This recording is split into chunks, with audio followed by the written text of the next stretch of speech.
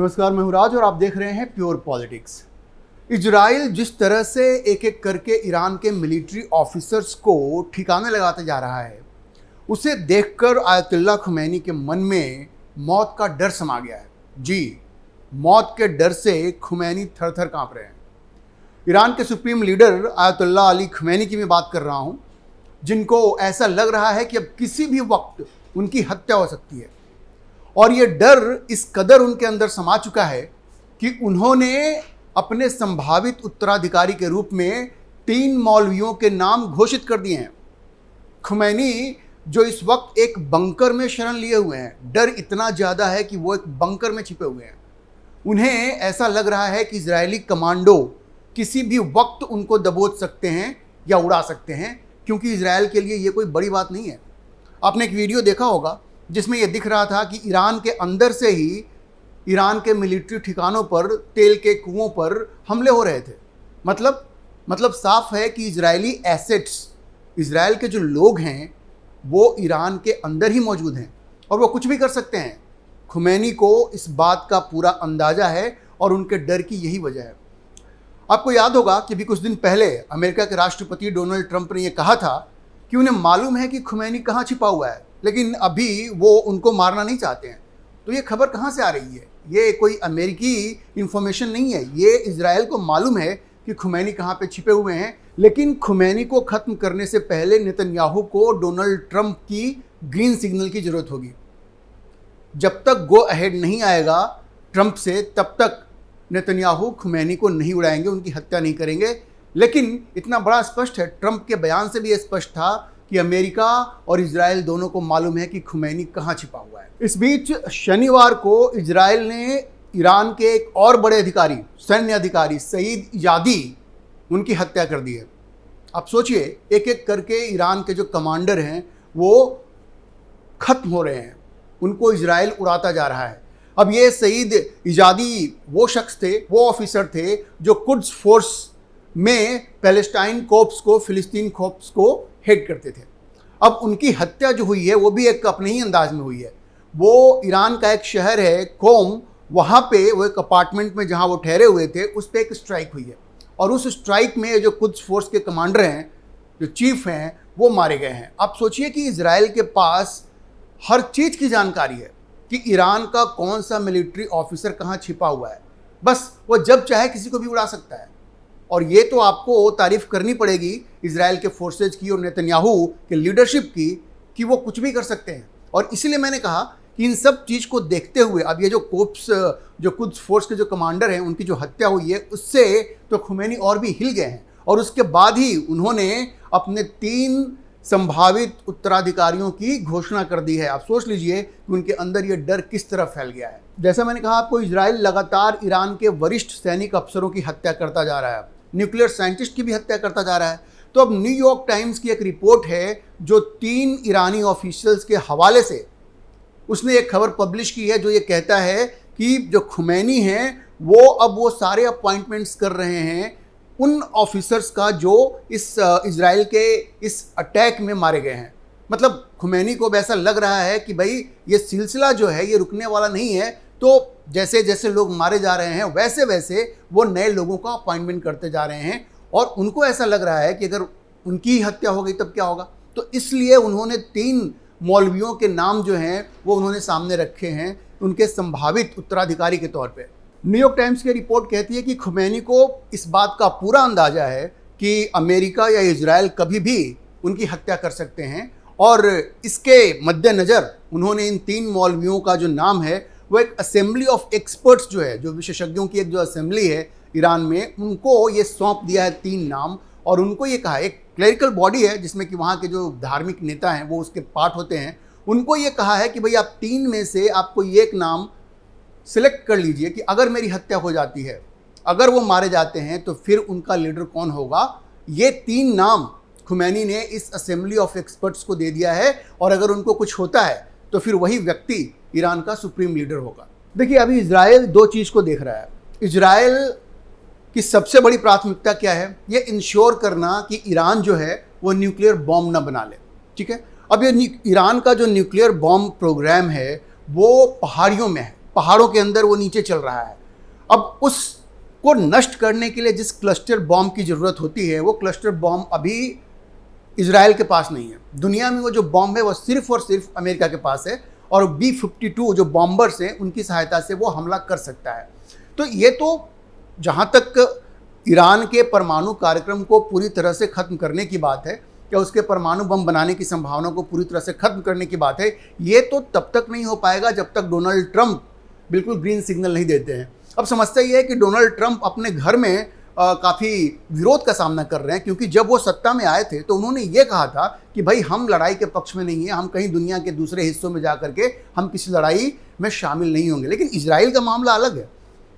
America हमेशा से Israel के पीछे खड़ा रहा है। लेकिन अब हुआ ये है, अभी आपने देखा होगा टकर कार्लसन जो एक मशहूर पत्रकार हैं, फॉक्स न्यूज़ में पहले हुआ करते थे, उसके बाद अब वो अपना पॉडकास्ट करते हैं। उन्होंने टेड क्रूज को, जो ट्रंप के बहुत बड़े सपोर्टर हैं, उन्होंने बिल्कुल ग्रिल कर दिया कि भाई आप ये क्या कर रहे हैं, आप ईरान में जा करके आपको क्या पड़ी हुई है कि आप ईरान में जा करके इस तरह से उस पर हमला करना चाह रहे हैं। तो क्या है कि अमेरिका के अंदर भी जिस तरह का विरोध हो रहा है, उससे Donald Trump he is in two minds, वो ये डिसाइड नहीं कर पा रहे हैं कि हमें क्या करना है और क्या नहीं करना है।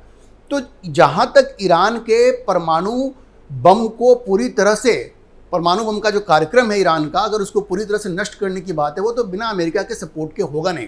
लेकिन दूसरा जो रास्ता है उस पर भी इजराइल बड़ी गंभीरता से विचार कर रहा है, और वो है कि ईरान में रिजीम चेंज कराया जाए। वहाँ की जो सरकार है, वहाँ का जो पॉलिटिकल लीडरशिप है, उसको ख़त्म करके नए लोगों को लाया जाए जो ईरान के, इजराइल के प्रति सिंपैथेटिक हो या अमेरिका के प्रति जिसकी सहानुभूति हो। मैं आपको एक बात बता दूं कि 1948 में जब इजराइल बना था, उस वक्त ईरान की जो सरकार हुआ करती थी और टर्की की भी जो सरकार थी, वो इजराइल की समर्थक थी, क्योंकि शाह का शासन था वहाँ पे, शाह रजीम थी वहाँ पे, जो प्रो अमेरिकन हुआ करता था।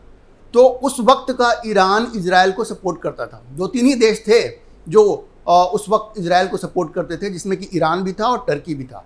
वो तो 79 में जब इस्लामिक रिवॉल्यूशन हुआ ईरान में, और वहाँ पे जो अमेरिका के विरोधी वहाँ पे सत्ता पे काबिज हुए, जो इस्लामिक ये लोग थे, खुमैनी को लेकर के जितने भी इस्लामिक जो फोर्सेस थी वहाँ पे जब सत्ता में आई, तब वो इजराइल के खिलाफ हो गए। अब कोशिश ये है, नेतन्याहू ये चाहते हैं कि एक रास्ता ये भी है कि वहाँ पे सत्ता परिवर्तन कराया जाए, और पहले जिस तरह से प्रो अमेरिकन वहाँ पे एक रिजीम हुआ करती थी, वो उनको वापस वहाँ पे लाया जाए और उनको सत्ता सौंपी जाए। तो ये भी एक चीज़ है जहाँ पे, जिस पे कि इजराइल जो है बहुत गंभीरता से ये सोच रहा है, और सत्ता परिवर्तन का एक माध्यम ये भी है कि खुमैनी की हत्या करवा दी जाए। जाहिर अगर खुमैनी की हत्या हो जाएगी तो ये सब लोग दहशत में आ जाएंगे और वहाँ अफरा तफरी मच जाएगी। और एक खबर ये भी आ रही है कि खुमैनी भी एक तरह के डिक्टेटर ही हैं ईरान में। ईरान के जो लोग हैं वो उनसे बहुत खुश नहीं है, क्योंकि आपको याद होगा ऐसी पाबंदियां उन्होंने लगाई हैं इस्लाम के नाम पर। एक बच्ची थी, उसकी हत्या भी करवा दी क्योंकि उसने हिजाब पहनने से इनकार कर दिया था। तो इस तरह की दबिश है वहाँ पे। तो ईरान के अंदर भी खुमैनी को लेकर के हर कोई खुश है, ऐसा नहीं है। आप याद कीजिए, इराक के नेता हुआ करते थे सद्दाम हुसैन, लेकिन आपको पता होगा इराक में जो बहुमत थी वो शिया मुसलमानों की थी, और सद्दाम हुसैन सुन्नी थे। जब तक वो सत्ता में थे तब तक डर से कोई नहीं बोलता था, लेकिन वहाँ के लोग उनसे खुश नहीं थे। लेकिन जब अमेरिकन वहाँ पे आए तो वहाँ का जो बहुमत था वो सद्दाम हुसैन के खिलाफ हो गया। ईरान में स्थिति अलग है, वो तो पूरी तरह से शिया मुसलमानों का देश है, लेकिन फिर भी खुमैनी के विरोधी भी वहाँ अच्छी खासी संख्या में हैं।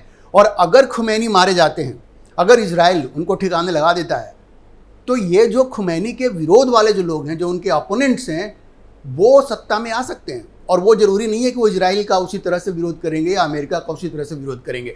तो ये एक रणनीति है जो नेतन्याहू अपना रहे हैं। और जब उनसे ये पूछा गया कि जब सत्ता परिवर्तन की बात होती है ईरान में, तो क्या इसका मतलब ये भी है कि खुमैनी को ठिकाने लगा दिया जाएगा? तो नेतन्याहू ने कहा कि कोई भी इम्यून नहीं है, मतलब कोई भी बच नहीं सकता है, हर कोई निशाने पर है। अच्छा, मैंने आपको बताया कि खुमैनी इस कदर डर चुके हैं, थर थर काँप रहे हैं अपनी हत्या के डर से, कि उन्होंने जो 3 संभावित उम्मीदवारों का नाम दिया है अपने उत्तराधिकारी के रूप में, उसमें उनके बेटे का नाम नहीं है। मतलब उनको पता है कि अगर उनकी हत्या हो सकती है तो बेटे की हत्या भी तो हो ही सकती है। शायद वो अपने बेटे की जान जोखिम में नहीं डालना चाहते। तो इसलिए खबर ये है कि जिन 3 उम्मीदवारों का नाम खुमैनी ने दिया है, उसमें उनके बेटे जिनका नाम मुज्तबा है, उनका नाम उस लिस्ट में नहीं है। तो आप समझ सकते हैं कि खौफ का क्या आलम है इस वक्त खुमैनी के मन में, किस तरह से वो डरे हुए हैं। हर कोई ये चाहता है कि उसके बाद सत्ता उसके बेटे को मिले, लेकिन यहाँ पे स्थिति ये है कि डर का आलम ये है, डर इस कदर अंदर समाया हुआ है कि इन 3 संभावित उत्तराधिकारियों में खुमैनी के बेटे का नाम नहीं है। तो जैसा मैंने आपको बताया, ये पूरा युद्ध जो हो रहा है वो क्यों हो रहा है? वो ईरान के न्यूक्लियर प्रोग्राम को लेकर के हो रहा है, क्योंकि इजराइल को ऐसा लगता है कि ईरान जो है वो बिल्कुल परमाणु बम बनाने के कगार पे है, बिल्कुल नज़दीक पहुंचा हुआ है। और इसके बारे में हालांकि बिल्कुल दावे के साथ तो कुछ नहीं कहा जा सकता, लेकिन ईरान में जिस तरह से यूरेनियम के एनरिचमेंट का प्रोग्राम चल रहा है, तो एक ऐसा मानना है कि हाँ, उसके पास ये कैपेसिटी जल्द ही आ सकती है कि वो एक न्यूक्लियर बॉम्ब बना ले। और इसी का सॉल्यूशन निकालना है, या तो वहाँ पे जो न्यूक्लियर बॉम्ब जो बनाने की कोशिश कर रहा है ईरान, या तो उस पूरे प्रोग्राम को ध्वस्त कर दिया जाए। वहाँ जो फोर्डो का जो इलाका है, जहाँ पे कहते हैं कि उसके न्यूक्लियर इंस्टॉलेशंस हैं जो बिल्कुल पहाड़ियों के बीच में है, भी अंदर है, या तो उसको बर्बाद कर दिया जाए या फिर वहाँ पे रिजीम चेंज कराया जाए। किसी भी तरह से ईरान के न्यूक्लियर प्रोग्राम को रोकना, यही प्राथमिकता है। और 2 ही रास्ते हैं, या तो सैन्य तरीके से उस पूरे जहाँ पे उनकी फैसिलिटीज़ हैं उनको बर्बाद किया जाए, या फिर वहाँ पे रिजीम चेंज कराया जाए।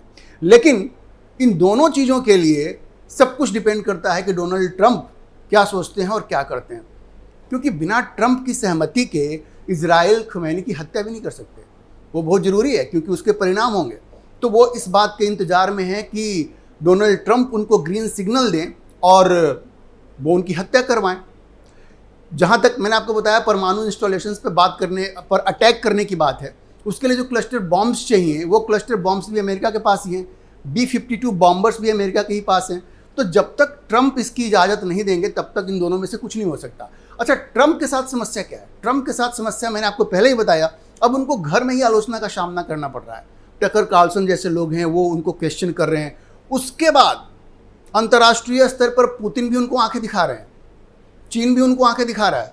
आप ध्यान रखिए, जिस तरह से ईरान हमला कर रहा है इजराइल के ऊपर, इजराइल में भी लोगों की मौत हो रही है। अभी एक हॉस्पिटल पे हमला हो गया, और वो शायद वो हाइपरसोनिक मिसाइल्स को इस्तेमाल कर रहा है। आपको पता है हाइपरसोनिक जो मिसाइल्स होते हैं उनको इंटरसेप्ट अभी नहीं किया जा सकता, किसी के पास वो अभी कैपेसिटी नहीं है कि आप हाइपरसोनिक मिसाइल्स को इंटरसेप्ट कर सके।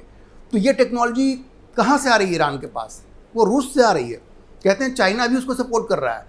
तो ट्रंप को ये डर भी सता रहा है कि अगर वो खुल करके इस युद्ध में कूद गए तो रूस और चीन भी फिर खुल करके इस युद्ध में आ सकते हैं। अगर खुल करके नहीं आए तो फिर वही हाल हो सकता है जो रूस और यूक्रेन के युद्ध में हो रहा है। देखिए, रूस और यूक्रेन को अगर आप देखेंगे तो रूस तो बहुत ज़्यादा शक्तिशाली देश है, वो यूक्रेन को तो बर्बाद कर सकता था, लेकिन यूक्रेन को आज की तारीख में पूरे यूरोप और अमेरिका से सहायता मिल रही है, फाइनेंशियल भी और मिलिट्री जो इक्विपमेंट्स हैं वो भी।